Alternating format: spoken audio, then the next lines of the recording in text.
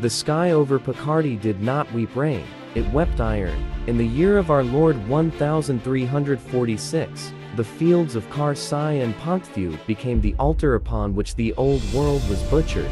For centuries, the armored knight was the undisputed god of the battlefield, an unstoppable fortress of steel and pedigree. But on this suffocating August afternoon, the French nobility learned that gods could be pierced by cheap yew, wood and goose feathers. The English king, Edward III, stood upon a windmill on the ridge, his eyes fixed on the chaotic sea of French velvet and flashing armor undulating below. He did not order a charge. He simply waited. Beside him, his 16-year-old son, the Black Prince, strapped on his dark helm, his breath rattling against the iron grate. Beneath them, English yeomen men who smelled of ale, sweat, and English soil planted their 6-foot longbows into the mud. These were not lords. They were commoners, butchers, and farmers, but their arms were thick as tree branches from a lifetime of forced archery practice. Across the field, King Philip VI of France rode among his glittering vanguard. He looked upon the English lines with nothing but aristocratic disdain. To him, war was a grand tournament, a theater for chivalric glory. He had Genoa's finest crossbowmen and the most expensive heavy cavalry in Christendom. What could a rabble of English peasants possibly do against the finest bloodline of France? The march to Crécy had been a brutal game of cat and mouse across the rivers of France. Edward's army was trapped, exhausted, and outnumbered 3-1. The English had spent the morning digging trenches and planting sharp wooden stakes in the ground to impale charging horses. They knew that if they broke formation, they would be slaughtered without mercy. As afternoon bled in evening, a sudden, violent thunderstorm broke over the valley. The sky turned ink black, and a torrential downpour soaked both armies. The English bowmen quickly unstrung their longbows, coiling the precious hemp strings inside their woolen caps to keep them dry. But the Genoese crossbowmen, marching at the front of the French army, had no such luxury. Their heavy, mechanical crossbows were strung with delicate cords that could not be easily removed. The rain soaked the strings, stretching them, robbing the weapons of their lethal tension. Furthermore, in their haste to attack, the French commanders had left the Genoese defensive shields their cavesses behind in the supply wagons. When the storm passed, the sun broke through the clouds behind the English army, shining directly into the eyes of the advancing French. Philip VI, losing his patience, ordered the Genoese to begin the assault. The Italian mercenaries marched forward, shouting loudly to strike fear into the English. The English stood like statues, silent and unmoving. While France was tearing itself apart in the mud, one man sat upon his horse in the rear guard, listening to the horrific sounds of battle. His name was John of Luxembourg, the King of Bohemia. He was 50 years old, a veteran of dozens of campaigns across Europe, and he was completely, utterly blind. As the French cavalry tangled with their own infantry, the English longbowmen kept firing. The French knights, weighed down by heavy plate and mail, became bogged down in the deep, sticky mud of Crécy. Their horses, unprotected by heavy armor on their flanks, were driven mad by the rain of arrows. Animals reared, threw their riders, and crushed the men beneath them. King John had lost his eyesight 10 years prior to a cruel disease while crusading in Lithuania, yet his spirit remained fiercely tied to the laws of chivalry. He had traveled all the way from Prague with his personal knights to assist his ally, the King of France. To John, a king did not sit out a war just because he lived in darkness. What is the state of the field? King John asked his companions, his ears filled with the screams of dying men and the terrifying hiss of English arrows. His loyal knight, Heinrich von Rosenberg, leaned close, his voice trembling. "My lord, the Genoese are routed, the king's brother is slain, the field is turned into a slaughterhouse, and the English show no sign of breaking." John did not flinch. He did not order a retreat. To flee would be an eternal stain on the honor of the House of Luxembourg. He drew his great broadsword, the cold steel gleaming even in the dimming light of the French sunset. "Sirs," John commanded his inner circle of knights, "you are my men, my companions, and my friends in this expedition. I request you to bring me so far forward that I may strike one blow with my sword." The knights looked at each other. They knew this was a suicide mission, but the bond of feudal loyalty was absolute. If their blind king wished to die in the glory of battle, they would die with him.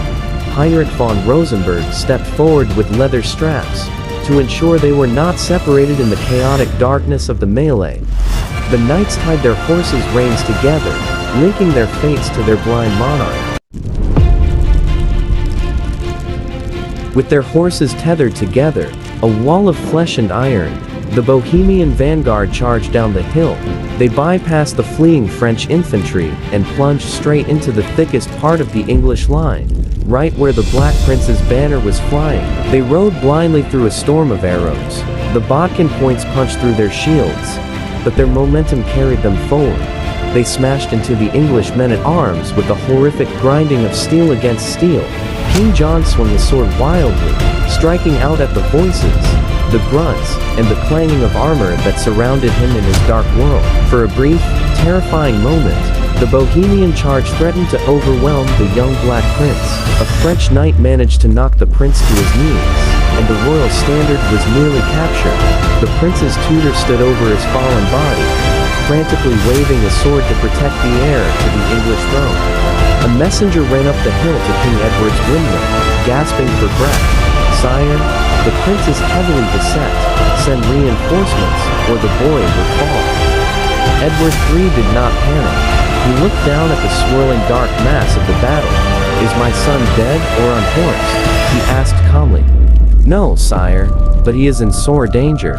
"Then go back to those who sent you," Edward replied, "and tell them to let the boy win his spurs. For I wish, if God so orders it, that the glory of this day should belong to him." Inspired by their king's confidence, the English forces rallied. They swarmed the tethered Bohemian knights like ants.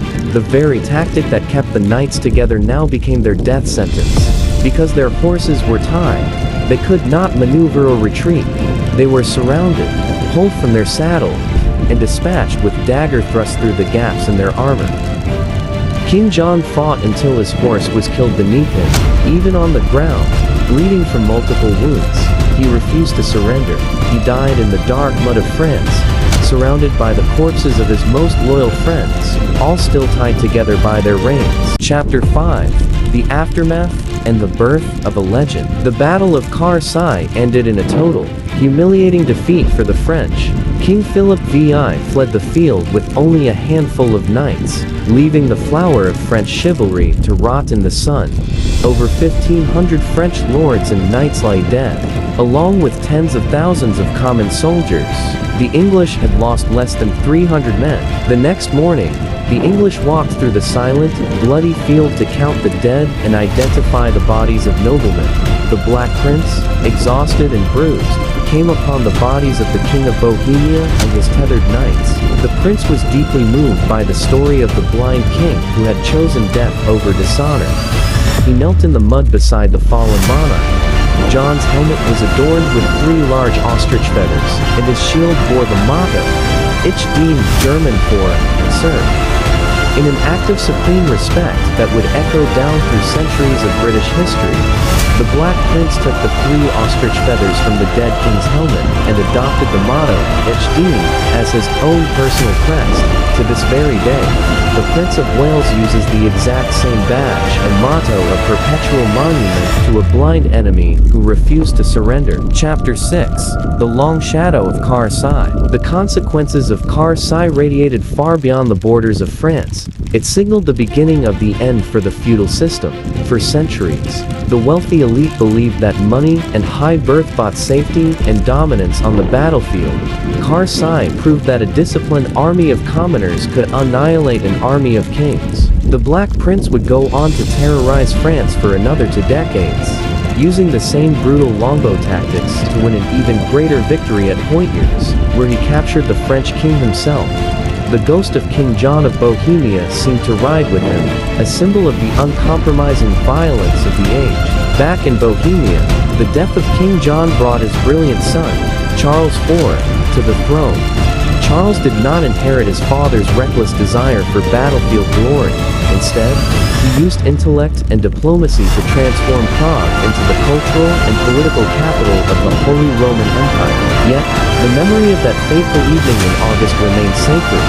The story of the knights who tied their reins together to guide their blind master into eternal glory became the ultimate parable of the medieval mind, a beautiful, tragic, and utterly insane testament to the power of human loyalty. Epilogue: Echoes in the mud. Centuries have passed since the longbows fell silent at Crécy. The bones of the knights have dissolved into the rich soil of the French farmland. The windmill where Edward III stood has long since collapsed into dust, but history does not forget. If you visit the quiet village of Crécy today, the fields look no different from any other part of Europe, but beneath the surface lies the memory of the day when the unstoppable force of chivalry met the immovable object of peasant innovation. It was the day the world changed forever. The feathers of the blind king still decorate the crest of the British monarch's heir, a strange, permanent link between a small country in Central Europe, a bloody field in France, and the British Empire that would later conquer the globe. And the lesson of that day remains clear.